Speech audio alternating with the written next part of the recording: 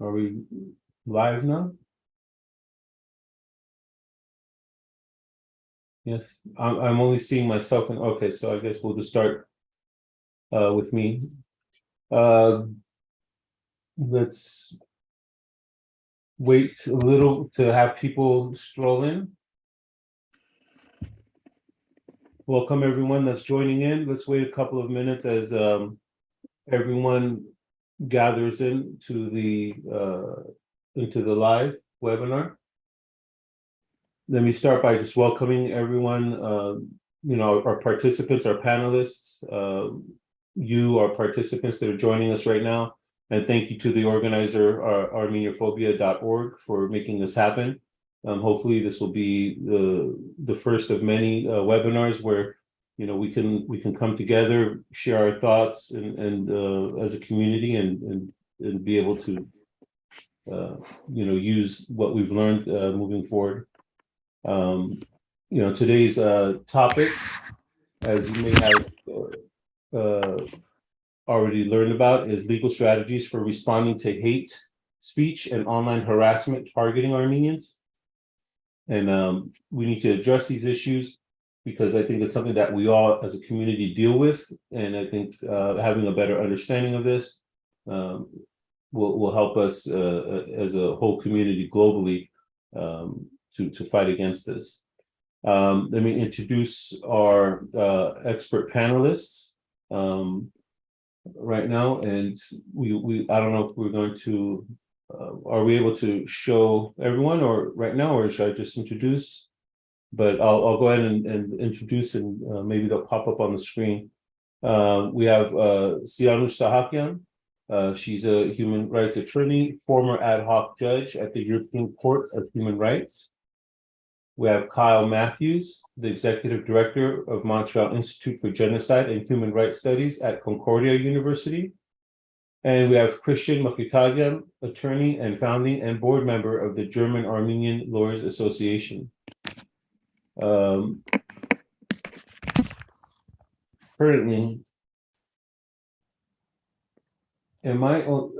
right now I'm looking on the YouTube side of things, but I can only see myself.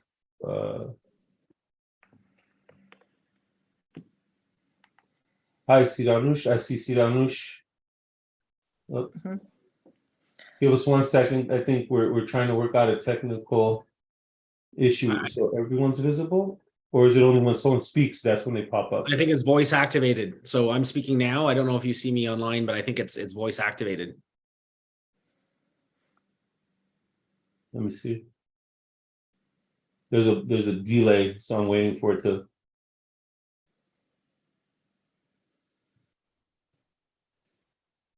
Okay, it will seem as such. Yeah. Okay. Sorry about that. I didn't understand that technical aspect of it. Is there a way? I think maybe it would be better if all the windows are visible at the same time, or I'm not sure. Okay. Well, we'll just go ahead and move forward as is. So, Siranush, I introduced you guys already. Kyle, let's start off today's topics to clarify a common question that I think a lot of Armenians in the community have, which is if you could do your best to describe the difference between what is a hate crime versus a hate speech, and what is not illegal and what warrants prosecution. I think a lot of times we come across these issues and the community doesn't really know the difference between what is legal and what is legal and what is warrants prosecution. Could you help us have a better understanding of that?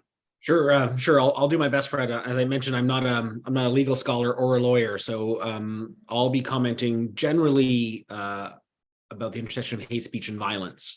Now, the first thing Perhaps I would before, sorry, I don't want to cut you off, but maybe give us a little bit more insight about what your expertise lies in.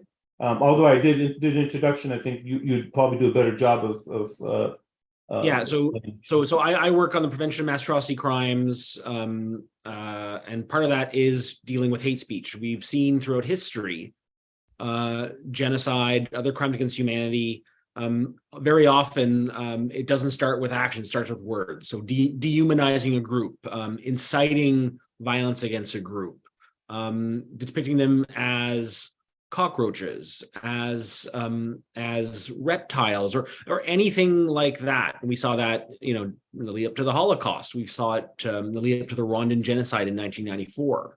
So that's kind of the background I'm in, and I've been doing a lot more work on social media and emerging tech, how social media platforms are being used as a weapon of war by governments and non-state actors around the world to promote violence, incite violence, and so forth. So that's my general background in human rights, but not trained as a lawyer. I started off my career as a diplomat in the United Nations in Tbilisi, Georgia, and that's how I first was exposed to Armenia and the history of Armenia and the Armenian genocide.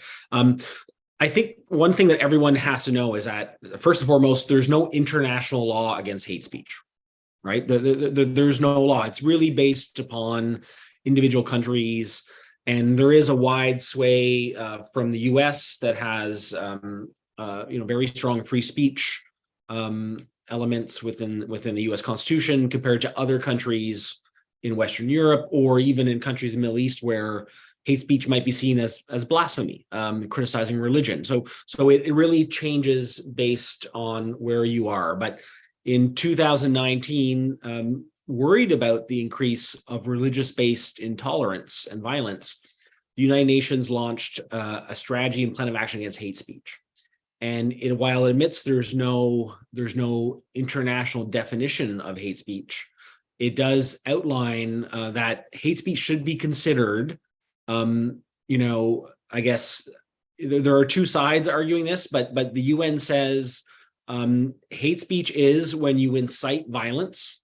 Basically, we should kill members of this group for reason XXY, or when you're using dehumanizing language, which sets the stage. But making offhand comments, remarks, if they're naive, or depending who says them, they lay a benchmark, because the UN does not want to have authoritarian states or others pose laws that will take away other fundamental freedoms like freedom of expression, freedom of opinion. So there is a tension between hate speech and these other fundamental rights, but the UN says we should focus on incitement to violence and dehumanization.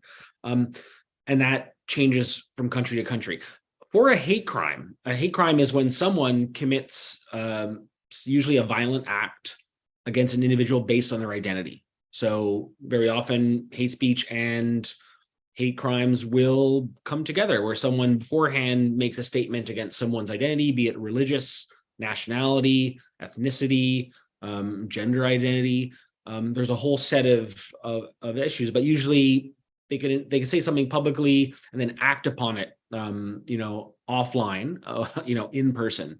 And we have examples of that. And no country, no region of the world is immune. Wherever there's tensions, historical tensions, we see this. But I would just say, and maybe I'll stop here before letting others chime in, but there's also a growing body of knowledge that says who expresses hate speech makes a difference. So Susan Benich, who's worked a lot, she's come up with this concept of dangerous speech, where she says, who has power or authority in a society and engages in hate speech, it has a much higher likelihood of violence occurring.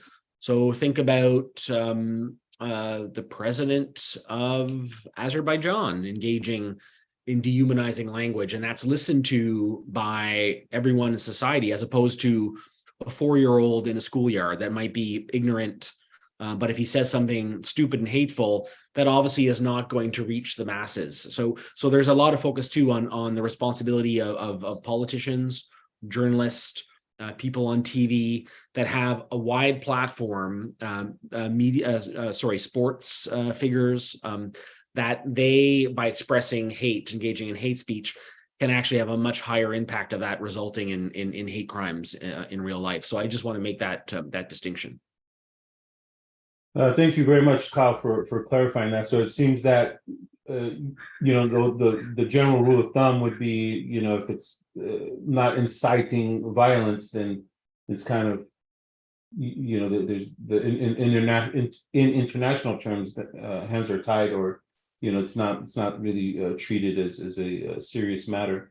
Siranush, a question for you, and before you answer the question, if you can just kind of introduce yourself again and give everyone a background of your expertise. But in your experience, what challenges do legal systems face in effectively responding to hate speech and online harassment? And what strategies have you found to be effective in combating these issues? You're muted.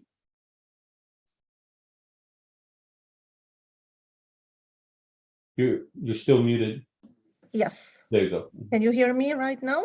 Yes. Yeah, so I'm a human rights lawyer, and I'm litigating internationally before different human rights mechanism courts like European Court of Human Rights, but also quasi-judicial treaty-based bodies, could be Human Rights Committee or other committees established based on human rights instruments. And of course, I have dealt with freedom of expression, hate crime, hate speech, and there are lines between different expressions. So we try to contribute to development of human rights standards. And recently, I was engaged actively in defending Armenian victims from war crimes of Azerbaijan. Me and I and my colleagues are representing the prisoners of war, the families of executed civilians or captives before international courts, and we have a big docket database of cases. So turning to challenges, it's evident that this hate speech is on rise globally, and it often takes harsh forms like racism, xenophobia, and eventually incitement to violence. During hate speech, both online and offline, mostly people are targeted with the aim of dehumanization and just for the thing who they are. And often those actors seek political gain from hate speech. And I would say the legal systems are not very efficient in responding to hate speech at this timing because the specific characters of internet which poses additional challenges. So any attempts to regulate the content of social media does not have full impact, and unlike the traditional media, it is often very difficult to establish the identity of the authors of the content. And also materials originated in one country are being copied, edited, shared across national borders, and they can be hosted in different countries subject to various legislations and regimes. I would say the most challenging issue remains hate speech when it is orchestrated at state level. In those cases, there are no effective reporting mechanism for the victims, and there is reluctance from state authorities to investigate and secure punishment for those engaged of these prohibited actions. The other challenge is related to the lack of capacity and expertise in a justice system to analyze and interpret the content, and this is a big obstacle in combating hate speech. We also noticed a growing concern of cyberbullying, which primarily targets the youth, and it often originates in racial, ethnic, or religious bias. Of course, there are many international initiatives which try to consolidate the efforts to tackle better hate speech. I think some of the measures could be efficient. For example, developing comprehensive strategies of fight, and this includes adoption of effective legal framework. Of course, education, media and information literacy are important. I would say understanding the root causes of hate speech is the key in identifying properly the problems and taking adequate measures to eliminate hate speech.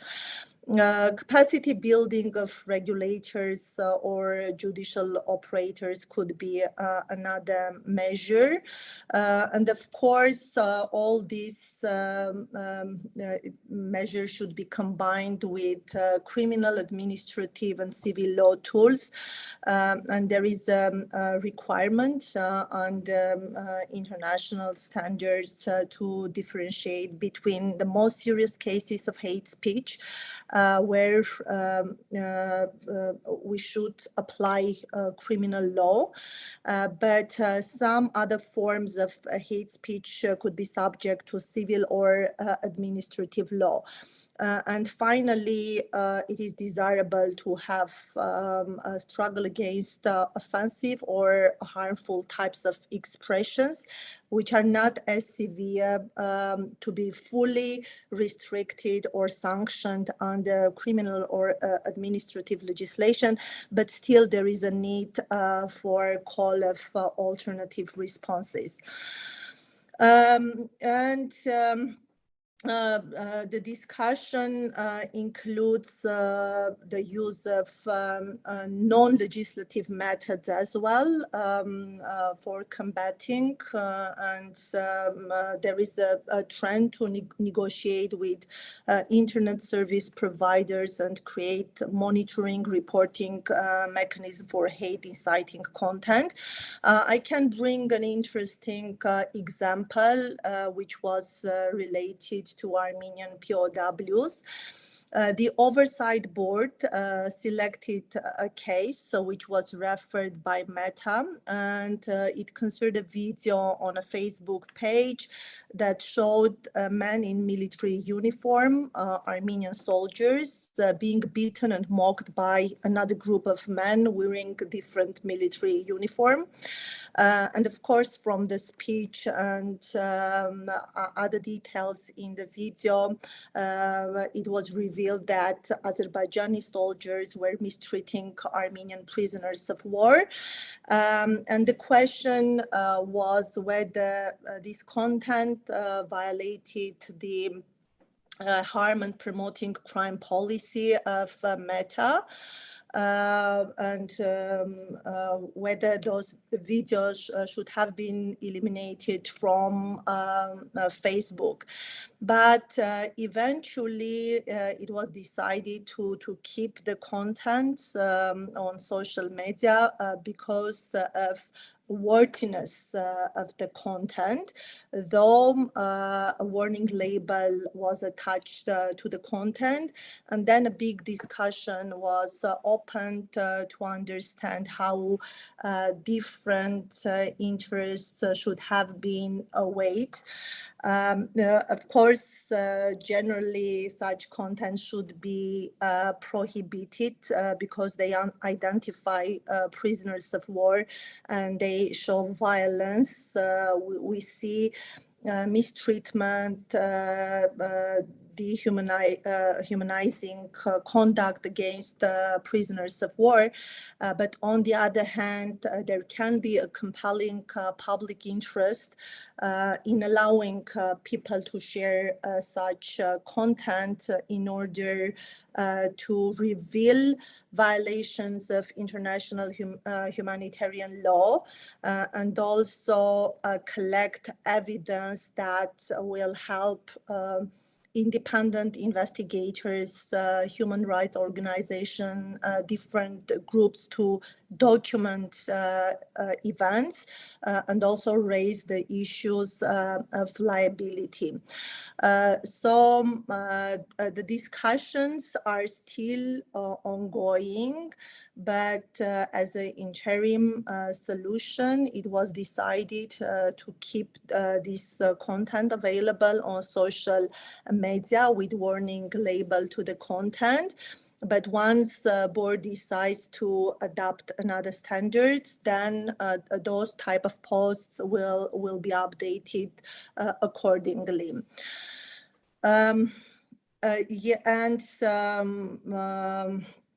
These non-legislative measures are really critical, and we have noticed the development of legal standards as well.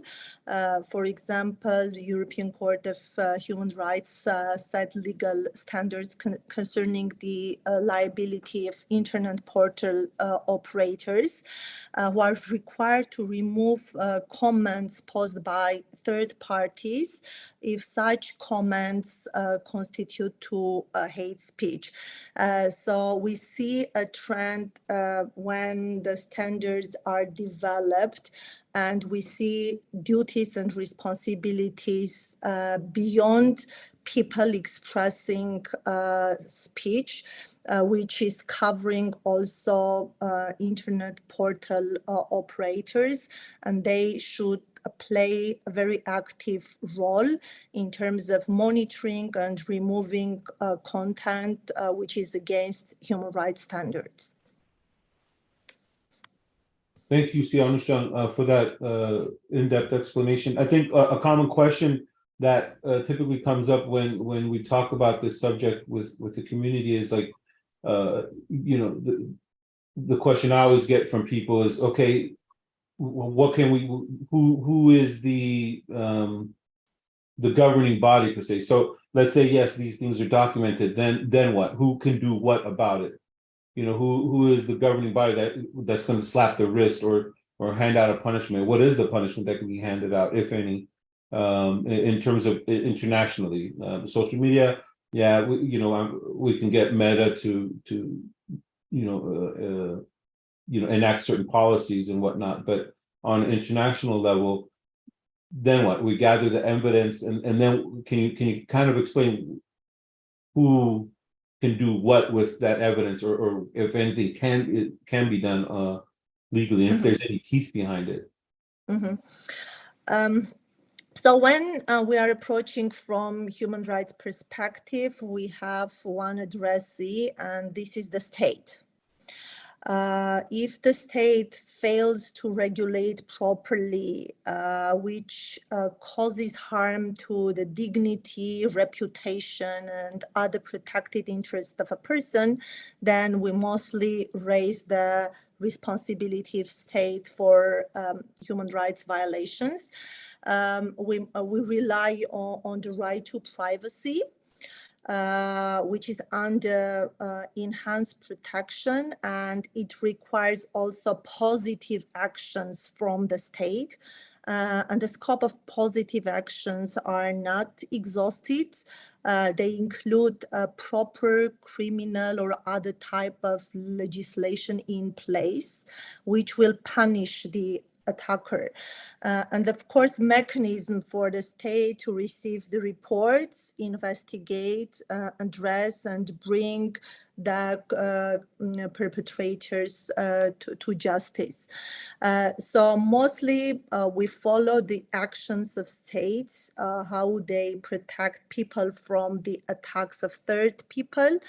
And if the state is not efficient, or state promotes hate speech because of its policy, then we apply to international bodies, raising the responsibility of state for the failure to implement proper policies to combat hate speech.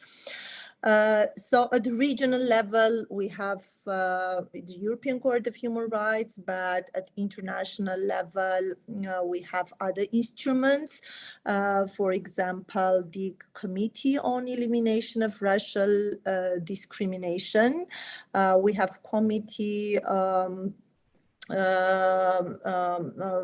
based on a civil and political rights covenant, Human Rights Committee, and again under right to privacy, we can allege violations in connection with hate speech, and we always have this competition between freedom of expression and hate speech.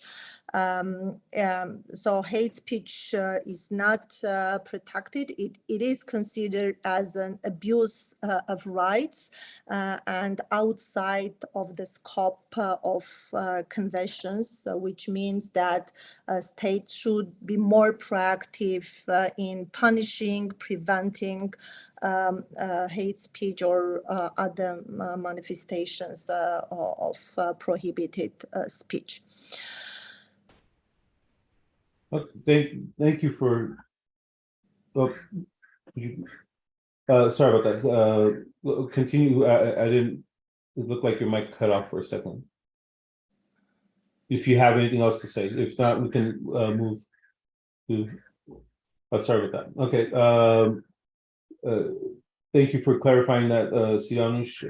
Christian, a question for you, please, and introduce yourself a little bit and give us your background. But what are the responsibilities of social media platforms and tech companies, when it comes to hate speech and combating online harassment? How can legal mechanisms hold these entities accountable for their role in facilitating or enabling these acts of harmful behavior? And often social media platforms fail to respond adequately, as I personally know this stuff firsthand just because of the things I've dealt with. But how can legal strategies and international cooperation contribute to holding these platforms accountable and promoting more proactive responses to combat hate speech and online harassment? Thank you, Mr. Tatlyan and Armenophobia.org for organizing this event and inviting me. I'm a lawyer in Germany, and although my work is primarily in Germany, it has also references to European Union law. And I'm also a board member of the German Armenian Lawyers Association. Part of our work is dealing with the genocide of the Armenians, and this also includes dealing with Armenophobia as one of the causes of the genocide. Regarding your question, I can say following. Around 4 billion people worldwide surf the internet and spend most of their time on few social media channels. In Germany alone, almost half of the total population is represented on such platforms such as Facebook, Instagram, Twitter, and TikTok. For example, 28 million people in Germany alone can be reached on Facebook daily. The problem is that social media platforms rely on a combination of artificial intelligence, user notifications, and operatives known as moderators who enforce their content appropriate rules. And this mass of information cannot be fully verified by staff. So the filters are needed to detect potential hate speech.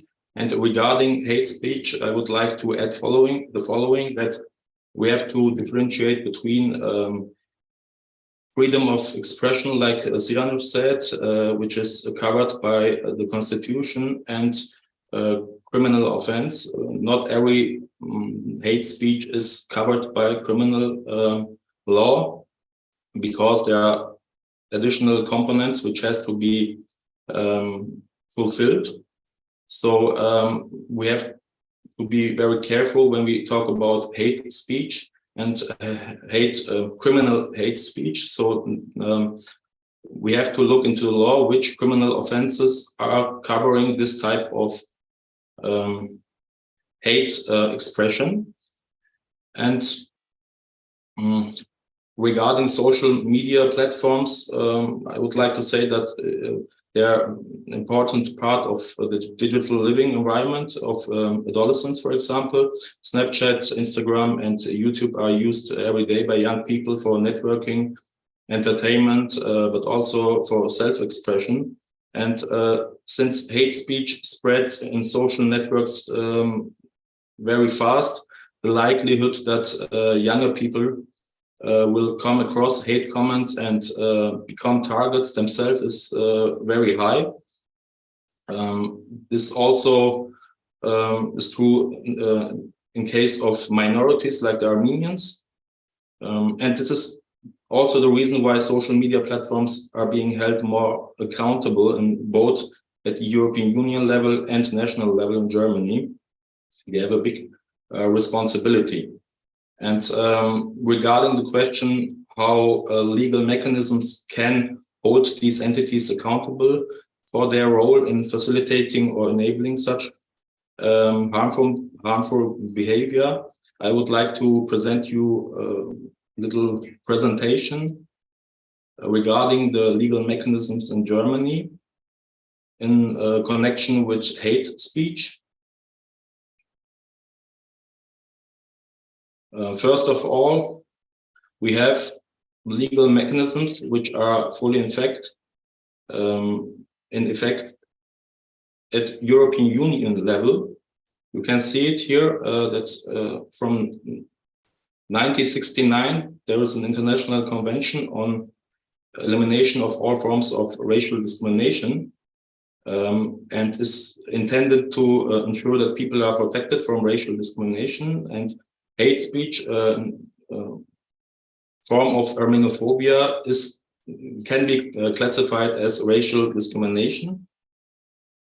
And last year, a big law came into effect in European Union level, which is called Digital Services Act, which will come into force in all European Union countries in 2024.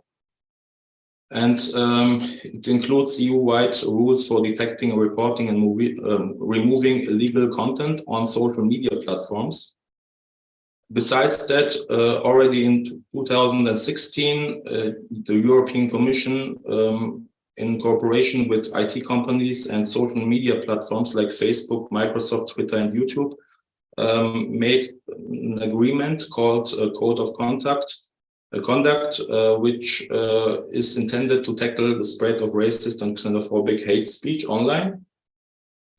And we have also the GDPR, General Data Protection Regulation, which can be used to delete illegal content online if personal data is involved. So we have these mechanisms which Christian, I'm only seeing, I think, your first slide. Are you on your first slide still, or have you? Actually, I was showing my second slide. There we go. Now it's visible. Oh, okay. You can see it. This is the mechanism in European Union, and they are intended to hold social media platforms accountable, and there are various mechanisms which can be used to make complaints, and also on state level to make pressure on companies when the person who is minority, for example, who is Armenian and is the victim of Armenophobia, can take them to the court if they are not taking appropriate measures for dealing with the issue. So we have this kinds of laws in the European Union level. Besides that, there are many laws in Germany which deal with hate speech, and there is a new law, relatively new, in 2017. The Network Enforcement Act was created and came into effect. In German, Netzwerkdurchsuchungsgesetz, which deals with the accountability of social media platforms and has many obligations. For example, obligation to report, obligation to notify to the Federal Criminal Police Office, Bundeskriminalamt, There are other duties, for example, to provide a complaint system, Beschwerdeverfahren, to take effective, transparent, and easily usable procedures for identifying and deleting hate speech and hate comments. Besides that, the perpetrator has the opportunity to respond to these claims and protect himself. That's why there is a counter presentation procedure.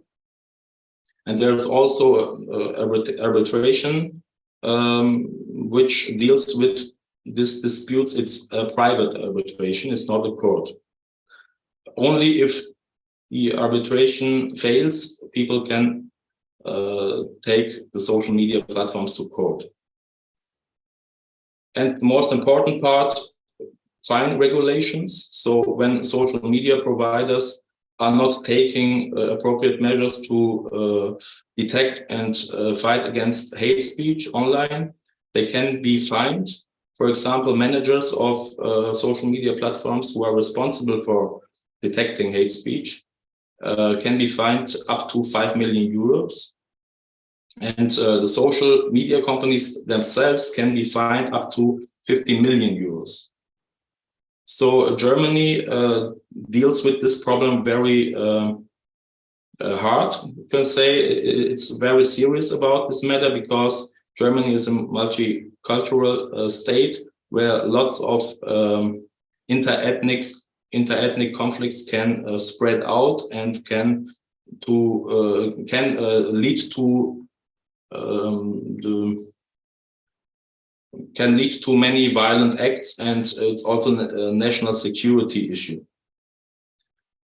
So that's the accountability standards and measures against social media platforms. And if you have other questions, I would like to answer that too.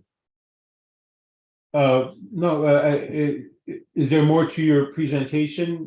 Yes, the other part is about criminal law and going against the perpetrators themselves. So we have to differentiate between fighting against hate speech on the level of the accountability of the social media platforms and fighting against hate speech on the level of making complaints against the perpetrators themselves. It's good to see that Germany has such a hard stance against this, because in my experience of having an online presence, I think a lot of the hate speech that I have witnessed, I think, other than obviously coming from Azerbaijan directly, has been from Germany, from people within Germany, not country, obviously. And so, I always wondered what kind of measures could be in place. And so it's good to hear that Germany does have a hard stance against this and that they do have mechanisms in place to battle this. But please go on with the yes, I would like to add that these standards, which are very high in Germany, are also implemented on EU level, like I said before, with the creation of the Digital Services Act. European Union has also the plan to higher up the standards on all levels on European Union territory. So they are recognizing the steps Germany is making, and decided that all European Union countries should tackle hate speech. Maybe on common standards and without big difference in mechanisms between the states. So European Union also always tries to have common standards and on all levels. So this measure from Germany is a good opportunity to implement on all states.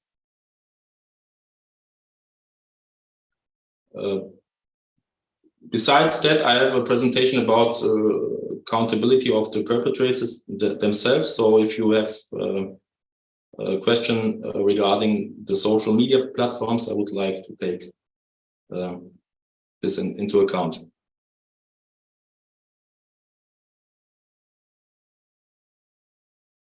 As of right now, I don't, do any of our other panelists have a question in this regard that you'd like Christian to address? I don't have a question for him, but I just wanted to give just a bit of background to what he gave, that the reason that Germany moved forward with such a strong law is because of the inflow of refugees from Syria and other Middle Eastern countries in 2016-17, and because of the country's history of the Nazi regime and seeing where hate speech can lead to, that led the German authorities to really act quickly on this. So I just wanted to add that that background to his presentation. Oh, that's really interesting. Thanks for clarifying that. I think that gives the nuanced understanding that's needed. Yes, Mr. Matthews is right. Germany made an own obligation to fight against hate speech because of its history, and regarding the combat against anti-Semitism, Germany is leading the way in the European Union because anti-Semitism is dealt with very seriously in Germany. For example, in comparison to Armenophobia. That's why it was my plan to implement also this term Armenophobia in Germany much more frequently. So it is regarded also seriously, maybe as serious as anti-Semitism. But in Germany, there are specific laws which deal only with anti-Semitism as a specific hate crime. Besides that, there are laws which deal with any kind of hate speech. Right-wing extremism is also a target for Germany as a state because the constitution and many other principles and laws take this into account, that when Germany is not fighting against this type of propaganda, they will deal with the same problem again. So there is a big stance and fight against anti-Semitism, but I think regarding the fight against Armenophobia, we should take into account that it's also a very serious crime, and we should take all measures that it has the same value also for Germany and the European Union like anti-Semitism. So it should not be a second-rate hate crime. It should be regarded as the crime on the same level as anti-Semitism, because I see no difference between them. They are both hate crimes against two minorities, and we shouldn't make a difference between them. It's understandable why Germany is tackling anti-Semitism so hard, but it should not be an excuse to ignore other forms of hate speech. Thank you for that, Christian. Kyle, how does hate speech and online harassment contribute to wider acts of discrimination and violence? And how can education and research institutions support legal strategies and contribute to evidence-based policy recommendations? If you can give us some insight on that, please. Yeah, well, I'd state off is that almost every genocide started with hate speech. So we. Oh, 1 second, Kyle. Sorry to interrupt. Christian, can you turn off your screen sharing? Yes. Yeah. Sorry. To continue, I think what we keep in mind is that almost every genocide of the modern era started off with hate speech of usually governments or sometimes religious figures, depending in which case, has used hate speech to demonize a group and then incite violence and get followers of that government or militia groups to commit violence. So this cannot be disputed. we know this. We have the history of the Armenians, the Holocaust, and then more contemporary cases such as genocide against the Yazidis in Iraq and Syria, or the genocide against the Rohingya in Myanmar. It always starts with incitement to violence and dehumanizing language. What can be done, though, to counter that today, and which our colleague gave us a brief overview of the challenge of dealing with online hate speech, in which if someone committing hate speech lives in another country, it becomes very complex, if not impossible, to lobby or to go to the police in your community and say, someone has incited violence against me or my group online, that person lives in another country. It becomes very challenging and sometimes impossible to react to. So that's where I think we have to have more careful thinking about holding media companies to account. In the past, rebel groups and militia groups would try to overthrow a government and take control of the radio station and use that to broadcast hate. Well, today in 2023, anybody with a smartphone and a free wireless contact can manufacture hate for pennies in a matter of seconds. And we see that in case of hate towards Armenians and the state of Armenia. We see that online. We see a transnational group of people denying the history of the Armenian genocide, basically kind of threatening to commit a new one. And they're dispersed across the world in many different countries.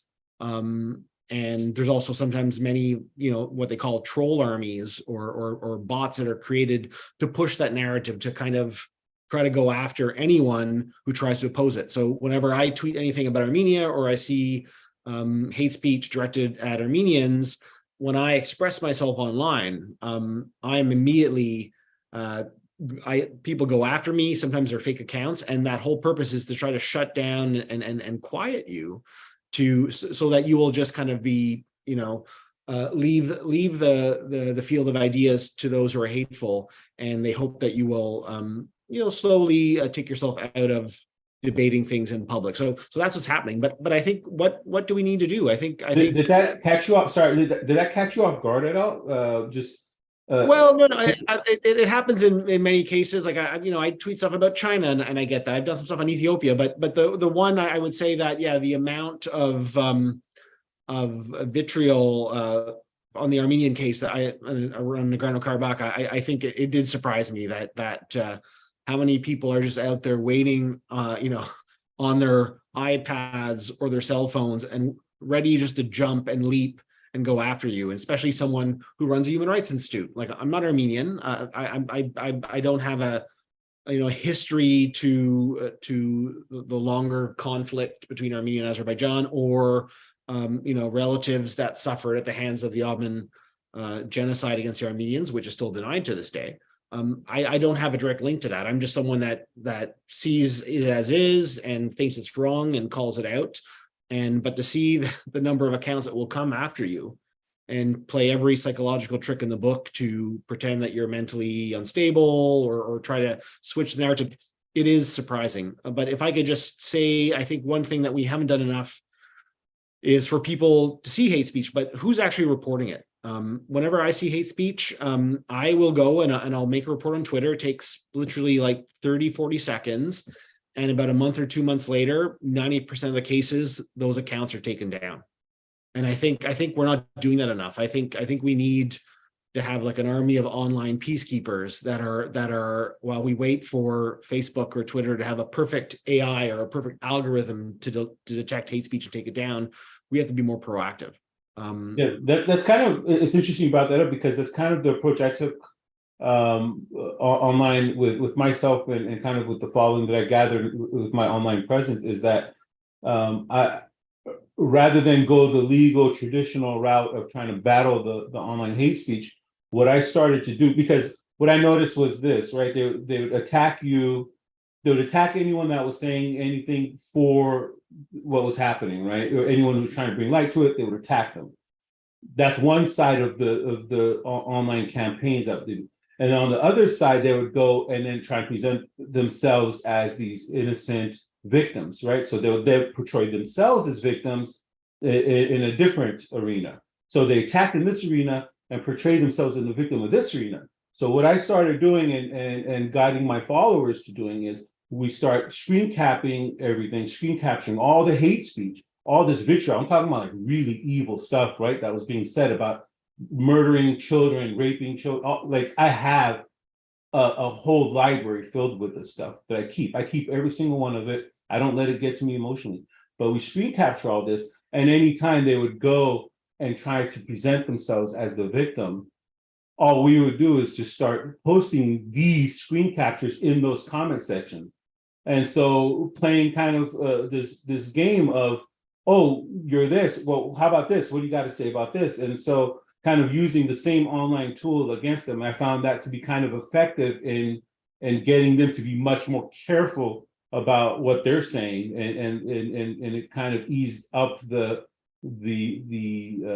level of vitriol that they were spewing initially. It kind of made them become more cautious because they realized, hey, it's being used against us in the online court of law. And so I thought that was an interesting point of view on that. Sorry, I didn't mean to go off on a tangent there, but I thought it'd be interesting, to discuss that. Siranush, are there any notable court cases or legal precedents related to hate speech and harassment targeting Armenians that have set important legal standards? Yeah, I wanted to ask this earlier when you were talking about it, is do we have actual court cases that have set important legal standards? Can you dive into that a little bit?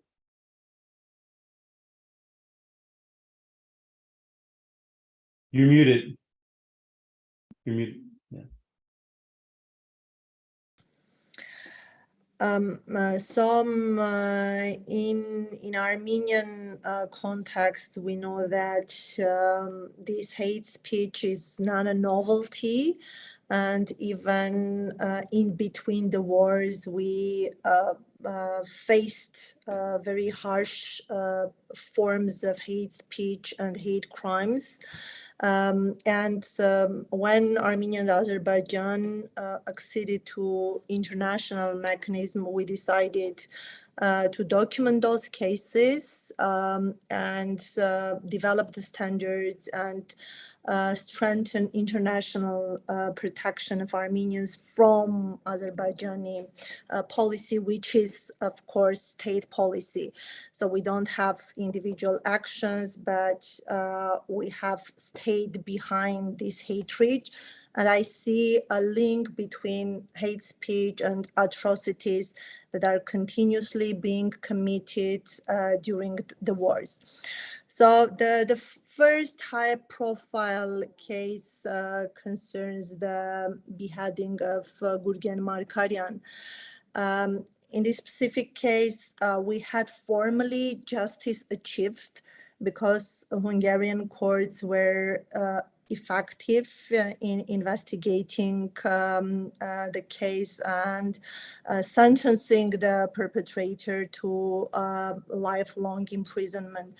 However, the instruments created in international criminal cooperation sphere were abused for political ends, and the criminal was transferred to its own country, not for the purpose to serve the remaining part of punishment, but to be glorified as a hero, promoted in military rank, and so on. So basically, this person was heroified for a hate crime. The first case, which set some standards, was Maguchan and Minasyan case, where the court clearly established the standard not to pardon the perpetrators of hate crime when this crime is against life. So investigation implies not just revealing the perpetrator, but also securing the service of punishment, which is decided by the court, to have this social justice part met. And because Azerbaijan secured impunity for the perpetrator, the court found violation of right to life, and it linked the actions with Article 14, prohibition of discrimination. So the court saw that the Azerbaijani government actions were motivated by ethnicity of the victim. So these impunity standards are very important, and the part to investigate the motives of crime and also non-investigation is a critical. Apart from that, we had other Armenian cases against Azerbaijan. The Petrosyan case, the circumstances are very complex when villagers living close to the border with Azerbaijan, they were captured and they were died while in captivity, and of course they were tortured, and no investigation was carried out in Azerbaijan to understand the motives of murder of Armenia in closed institutions. So the court's standard was that authorities are under obligation to investigate all surrounding circumstances of the death, especially when such occasions are happening in closed institutions under the control of a state, and to test the whether ethnicity or hatred played any role in the commission of the crime. And whenever the states fail to clarify the link between hatred, ethnicity, and crime, again, there is a violation concerning effective investigation of the crimes.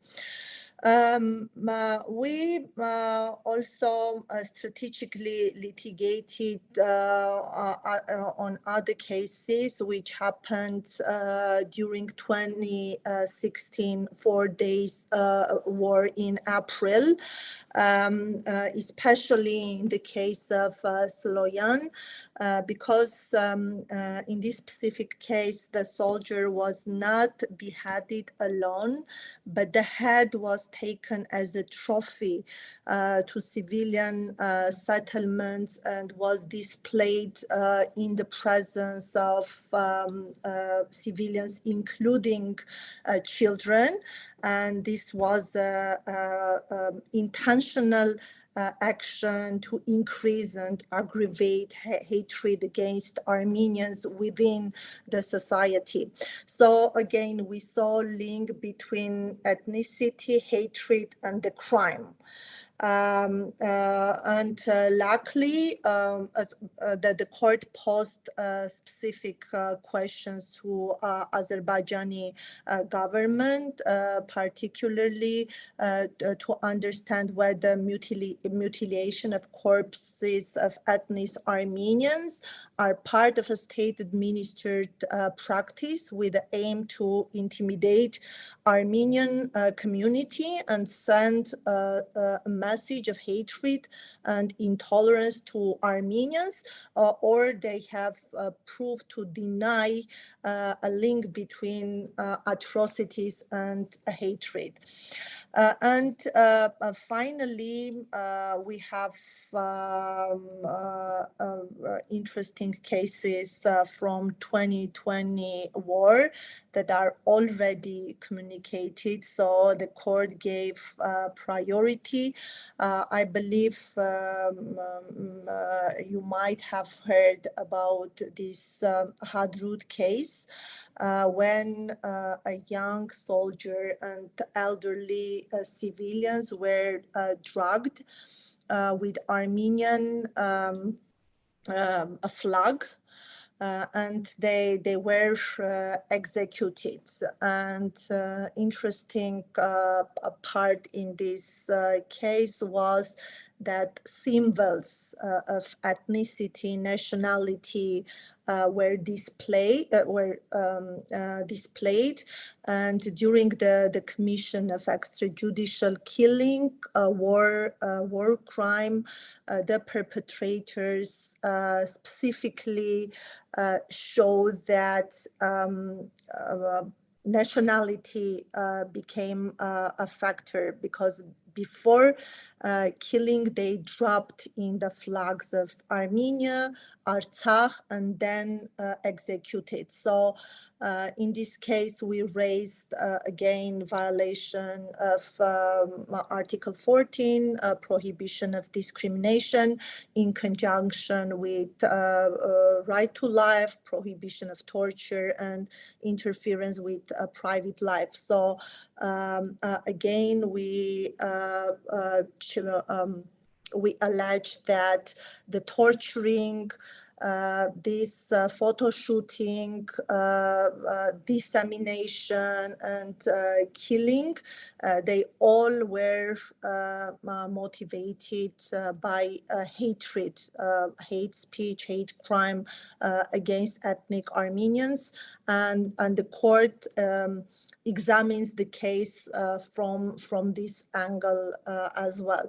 So at this point, we already have standards, especially about the exigency to investigate the hatred and other motives of crimes, serious crimes against life or physical integrity, but in future, based on these cases, we hope that these standards will be developed further and will have more stringent standards to achieve better protection. Christian, for everyone who doesn't have a legal background, what kind of advice and strategies can you give for the common person for action they can take in their communities, in the legal systems that they have to battle the harassment and any forms of hate speech that they come across? What kind of strategies and advice would you have for those people that might be dealing with that? Thank you for the question, Mr. Tatlyan. I would like to add to that what Mr. Matthews says regarding the phenomenon of hate speech. 29 years ago, there was taking place a genocide in Rwanda, and hate speech was one of the main factors which led to the genocide of the minorities. And it was called Radio Television Libre de Mille Collines, short hate radio, which was used by the Hutu faction of the Rwanda people, and it was one of the main factors which spread hate into the soldiers and the main population. And it's a classic example which massive effect hate speech can have in an armed conflict, which can lead to genocide. So in the late 20th century. That's why it's a serious question. And regarding the mechanisms which we as a Armenian people or minorities can use to combat hate speech, Armenophobia, I can show you by an example we had in Germany.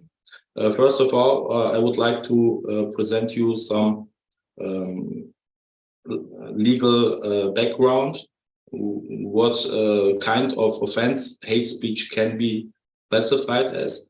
I would like to share my presentation. In Germany, like in the European Union, there is no official definition of hate speech. So the term hate speech is not written down independently in a separate paragraph of the German criminal code, but is expressed in various criminal offenses. And the legal classification of hate speech depends on the nature of the act. So I came to the conclusion that the following laws in German criminal code can be applied in cases that deal with hate against Armenians, Armenophobia. First of all, incitement of masses, called Volksverhetzung. It's one of the main criminal offenses which punish hate speech with criminal elements. Then public incitement to commit offenses, and someone publicly acknowledges and favors violence against minorities. The most common form of hate speech, insult, besides that, malicious gossip and defamation. And for us, the most relevant part of hate speech regarding the genocide of the Armenians, the disparagement of the memory of the deceased. It's a special paragraph in the German criminal code, Verunglimpfung des Andenkens Verstorbener. It is punished with a fine or imprisonment up to 2 years. There was a case long before Germany recognized the genocide in 2016. There was a case in Berlin in 2006, which dealt with this criminal offense, and Turkish protester denied the Armenian genocide and was punished for that. So the court explicitly acknowledged that this criminal offense is in cases where people are denying the Armenian genocide active. So people can be punished every time when they deny the genocide. And after 2016, it should be much more easier because Germany officially recognized the genocide. So before that, people could say it's a freedom, it's part of freedom of expression because it's my view. Germany did not recognize it. So let me speak my mind. But after 2016, it is much more difficult to deny it because the state itself recognized it. You know, that's a very interesting point that I want to highlight to people that are watching, because you know, our Armenians for the longest time, we've been having this fight to get the genocide recognized by different countries, obviously, the United States being the biggest one that recently did it. And a large portion of the Armenian community has this frustration that's understandable, but they're saying, so what? So what? They recognize it. So what? You know, who cares? And I'm always I get frustrated with that response because of they're not seeing down the road the implications of why it's important that a country recognizes it. And so I think what you're doing here is highlighting the importance of it, in that if we are going to combat this kind of hate speech and the whole domino effect that it has, it first has to start with, well, the country itself has to recognize it, because if the country itself does not recognize it, then you don't have a precedence to fight it, because as you said, well, Germany doesn't recognize it, then it's totally fine that I say this. So I find it interesting that you're saying, correct me if I'm wrong, you are saying that there has been cases in Germany where people have been prosecuted for denying the Armenian genocide, correct? Yes, long before Germany recognized it, but even after that, it should be much more easier. And we as Armenians should do everything to pressure Germany to deal with the implementation of the recognition in criminal field. So when the state recognized genocide, it has to be followed by concrete steps, and one step should be fighting against hate crime against this minority where the genocide was recognized. So recognition alone is not enough. We should make pressure besides that, so this recognition comes into effect and force in criminal law, like it is already taking place with Jews and anti-Semitism. It should be followed with the case of the Armenians. It's a long step, but it's one of the main tactical and strategical steps I would like to suggest to people in Germany, that they always make a reference to the recognition resolution from 2016 and make pressure to the state agencies that they are taking this seriously, because there is a chance that it can be done again with different kinds of forms. So we had a case in Germany 3 years ago. I would like to show you by an example where a hate preacher who was actually a community leader and a singer. I think he was half Arabic, half Turkish, and he made a statement. He has many followers on Facebook, and he made a statement in June 2020 regarding some conflict in Lebanon. And you see what he said. Our Ottoman ancestors and Turks are very proud of the genocides that our ancestors committed against you Armenians. You deserve to be killed, injured, and beheaded. So it was a public statement from a guy who had many followers. It was very, very difficult to deal with, and it was before the war. We have to recognize it. And what we did was making a complaint. So guys from Munich translated the Arabic statement into German, sent me the video, and I made a complaint with my colleagues from the German Armenian Lawyers Association, and made a legal opinion over 20 sides of paper. So the state agencies dealt with it very seriously. They raided his home, and in course of the investigation, his laptop, his tablet, mobile phone, and other items were confiscated. And 2 years later, he was punished.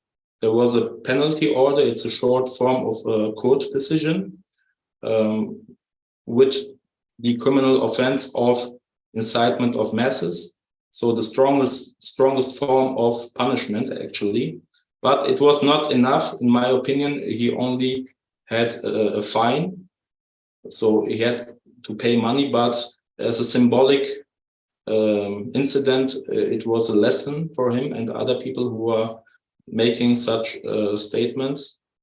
So we have this case where we can always make a reference to that it works when you coordinate your steps. We worked with 6 other people who made a complaint at the same time, and all complaints were put together as one case. And the criminal agencies and court dealt with it seriously and always answered our applications, and later he was punished. So I think he will not do it again, because it's a serious crime. When every time he goes to some agency, they will look at his information and see that he was someone who made hate speech and was punished for incitement of masses. And regarding your question, Mr. Tatlyan, how to effectively combat hate speech against Armenians, I would suggest the following steps. First step would be the creation of an online network of different kinds of people, lawyers, private individuals, and associations, especially NGOs who deal with the genocide of the Armenians. So this network has to be created first, that people are on the same level of information. The second step would be to organize trainings on mechanisms to counter Armenophobia in this specific country. So when you're in Canada, for example, you should organize yourself with Canadian people and organizations who are on the same level and have the same interests, and then organize meetings and trainings regarding the mechanisms which exist in Canada. The second big step would be the identification of Armenophobic hate statements online and creation of a database. After that, creation of complaints and filing these complaints. There are, like I said, two levels of dealing with this issue. First of all, filing complaints on online platforms, social media platforms, using their systems. And secondly, filing criminal charges against the perpetrator himself. Using the state agencies, criminal state agencies. And the last step would be to put pressure on law enforcement agencies and make this coordinated. So lawyers should inspect the files which have been created regarding every case and made further applications when some case was denied. So creation of an online network, identification of Armenophobia, and coordinated pressure would be my three big steps to combat Armenophobia in every country. Thank you, Mr. Tatlyan, for that detailed response.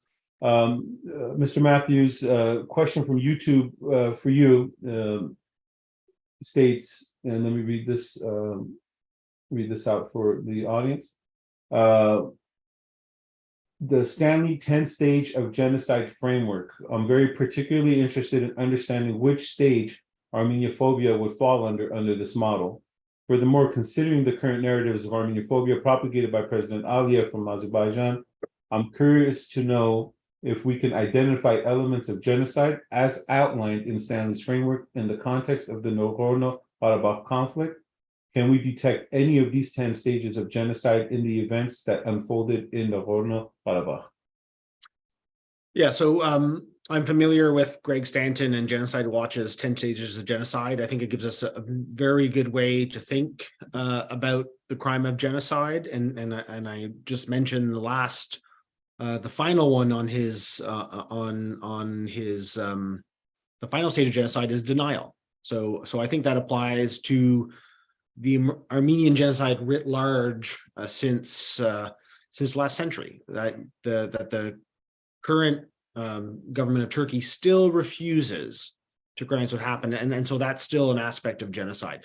I don't know if you could say Armenophobia is situate within a genocide, because same thing, we don't have Tutsi phobia or Rohingya phobia listed as a stage. I think you have to look at the actions directly related to Nagorno-Karabakh. So I've seen statements by the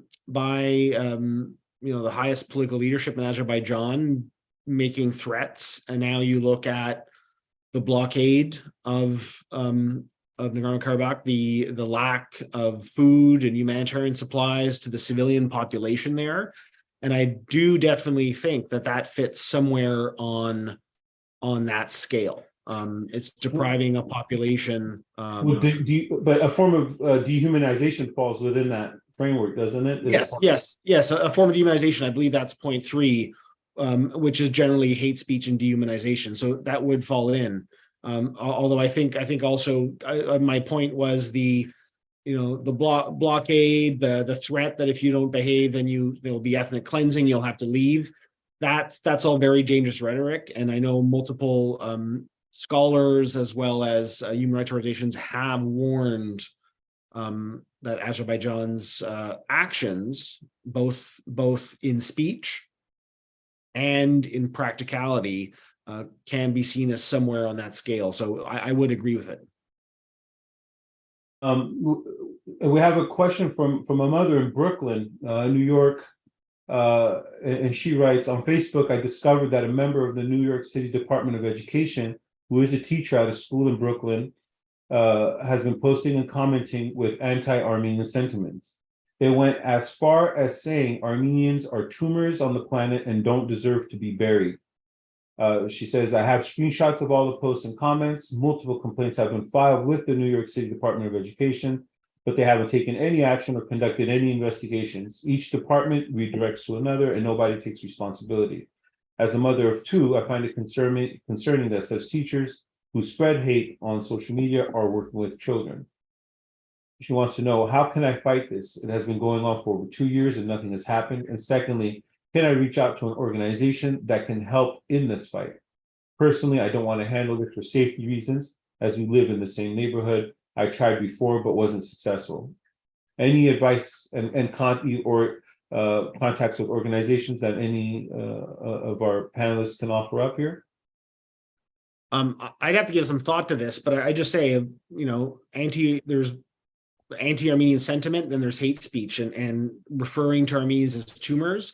That's a form of dehumanization, and it's totally unacceptable for a teacher to engage in such language. So I understand the person is afraid to speak out for obvious reasons.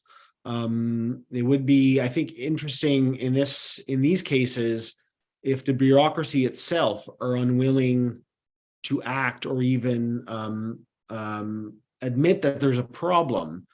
Then one has to be creative in thinking, how do you engage someone in the media who might want to report on this as an issue? Or is there a way to get this information if there is, information has been recorded in screenshots, to share that with other people that might be above that person in the education, in the civil service or the education department. So I would urge to think about that. Is there a journalist covering local issues that you might be able to share this with via an email and share that and see if they'll report on it, or share it with an elected official of someone that might be willing to speak up? Yeah, I would even go as far as saying, even contacting someone with local influence, whether on social media or in the city itself, and basically just, if public, for me, this is just, there's not a law thing, just publicly shaming and just bringing to light who this person is to their own circle of influence and friends, and making them have to own up publicly to these comments. A lot of times, people hide behind a screen and they think that their comments and hate can go unpunished or unnoticed. But a lot of times when you bring this up and you let their own circle of, their own community know who they really are and what they're about, I think has a profound effect on them. But I understand, mother of two doesn't want to get involved with that. So I think getting people that do have a circle of influence that don't mind taking this kind of stuff on and bringing it to light can be helpful. But anyway, are there any legal recourses that can be taken? I mean, for something like this, I feel like here in the U.S. we deal with so much of this stuff. I find that trying to take any kind of legal action to hate speech is futile, unless it's just a real, a real call to violence. Then I don't think any governing body takes any kind of action. It seems like we here in Beverly Hills, we had, I don't know if you guys heard about it, but we had signs put up around Beverly Hills, calling for for the extermination of Armenians. And nothing was done because we were told it's covered by the First Amendment. And it was literal call to finish the genocide. And so did you hear about that? No. You didn't hear about that? Yeah, we even got it on the local news. The mayor of Beverly Hills came and spoke about it. Oh, we're going to do an investigation. The police department is on this, and blah, blah, blah, blah, blah, blah, blah, a bunch of lip service. And in the end, we were told, well, it was covered by free speech. And, as you may or may not know, Beverly Hills is a predominantly Jewish community. And so a lot of the Armenian sentiment was, would you have taken the same approach if the comments were directed towards the Jewish community in the Holocaust?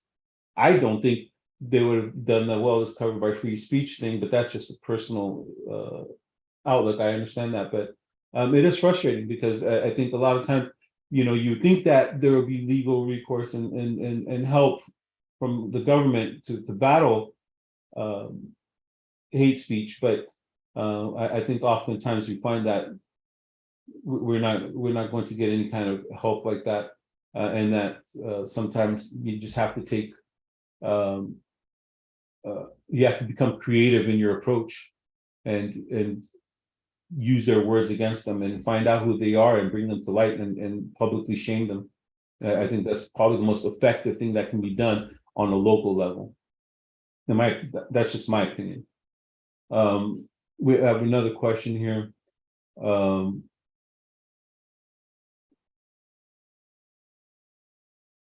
Question to Mr. Matthews. You talked about responsibility of hate speech by politicians like Aliyev.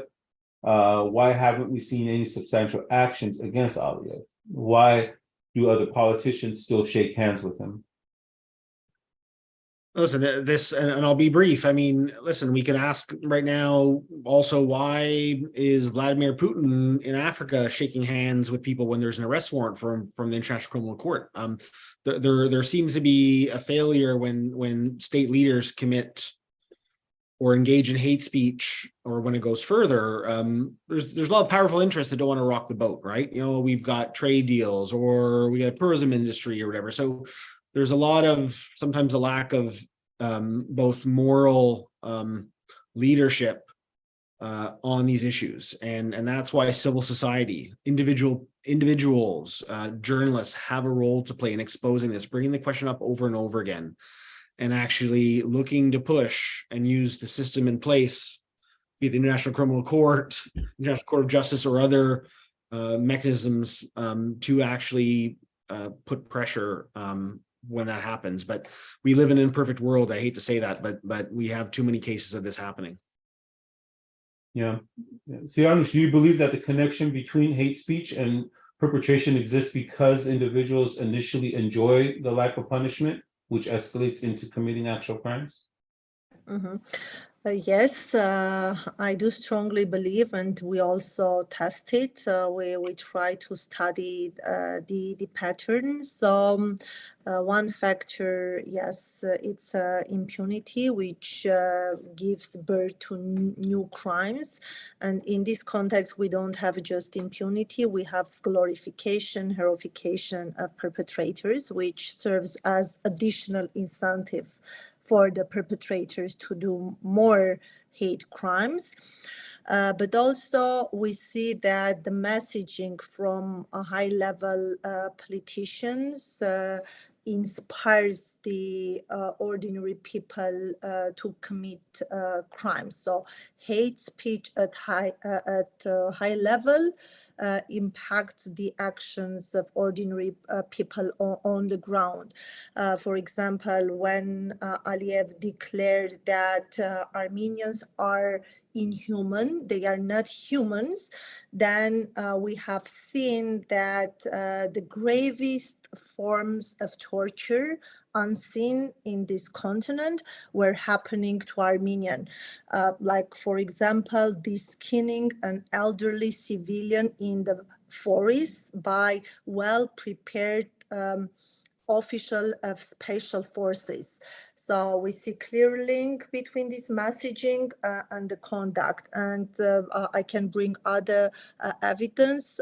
For example, when Aliyev compared Armenians with dogs, then in penitentiary institutions, these law officers were forcing Armenian prisoners of war to bark as dogs.